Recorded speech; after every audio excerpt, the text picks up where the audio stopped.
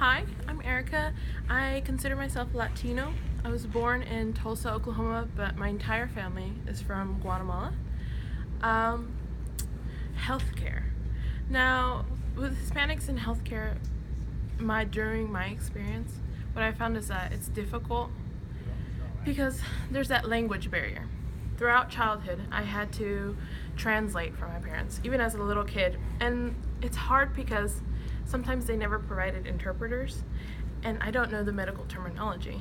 So, like, for example, recently I went with my father for a doctor's visit, and I just didn't know some of the words that the doctor was telling me. So I had to Google it, look it up. But I imagine if I wasn't there, sometimes he'll come back and he's like, I didn't know what the doctor said at all.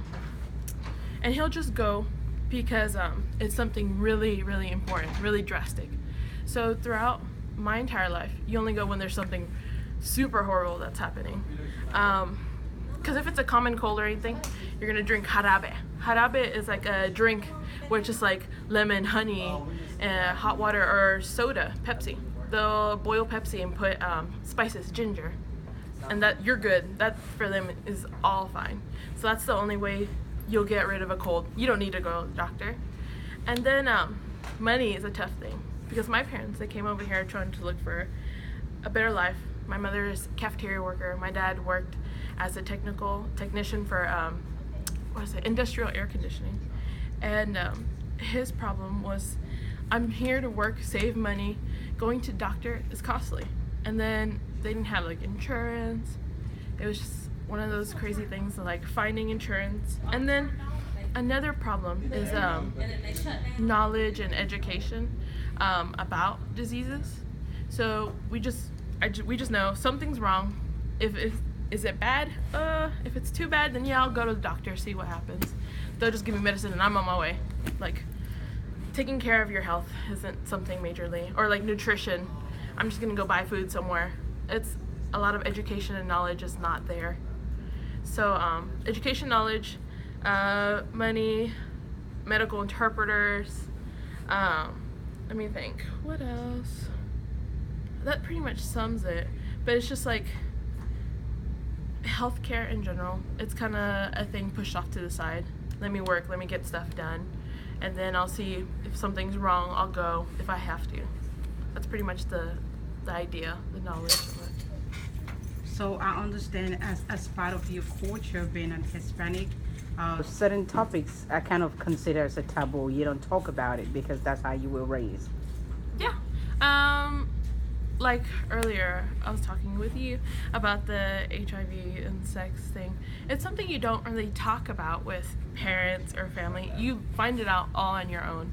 So, like that, like you'd find it out, I don't know, if you do go to the doctor or you do go somewhere like that, but you just don't talk about it with your family. You find it all on your own. You go through school, you end up with somebody, or if you go to the doctor and the doctor does mention it, you're like, okay, what is this? Can you explain or something? But honestly, it's just something you don't talk with your parents. I've noticed it with a lot of other Hispanic families, either be families from Mexico or from Honduras or Salvador, that it's like a common thing. So like throughout high school, I hung out with just a group of whole bunch of like Hispanic students because I was learning Spanish and English at the exact same time.